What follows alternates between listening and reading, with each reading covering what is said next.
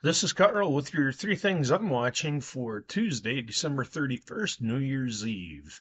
I'm going to start out South American weather, and I've hit on this a few times here, but we're starting to show a little bit more interest in it, mainly because now we have entered Rio Grande do Sul has been thrown into the mix of areas reporting drier than hoped for soils and a little bit of a dry forecast.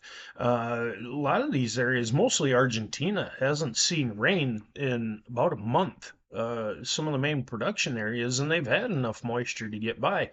But now we're seeing where they're only going to see spotty rains until about mid-January with warmer temperatures. And that's a little bit of a concern. It's no different than in the United States when we get, hotter temperatures with dry conditions. You have evaporation take place a little faster. So a little bit more concern being placed on the weather down there.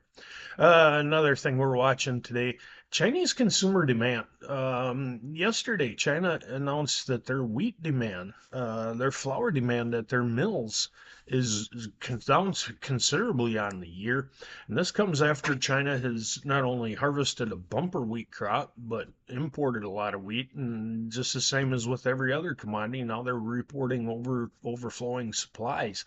The thing I want to that jumped out at me in this is last week China said that if they don't see better pork demand, they're going to see a huge build in supplies following the Lunar New Year celebration that's coming up. And now they're saying the same thing on flour. It just starts to tell me that maybe that Chinese economy isn't as good as they've reported. Even the poor numbers that they've reported might be a bit of an exaggeration. So, a little bit of an interesting development there, I think, needs to be monitored.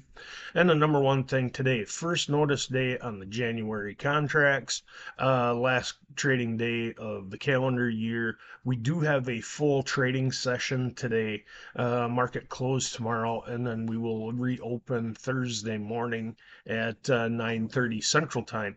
A little bit more positioning will likely take place in today's trade, but it's going to be pretty lethargic. And matter of fact, when we get back on the other side of the holiday, I think it's going to be pretty quiet too. Probably right up until that January WASDE report on the 10th. Side note, January 9th trade, we have been notified will close early. We will have a 1:05 p.m. close, and that's Eastern time. And this coming from the funeral for President Jimmy Carter. Those are the three things we're watching today.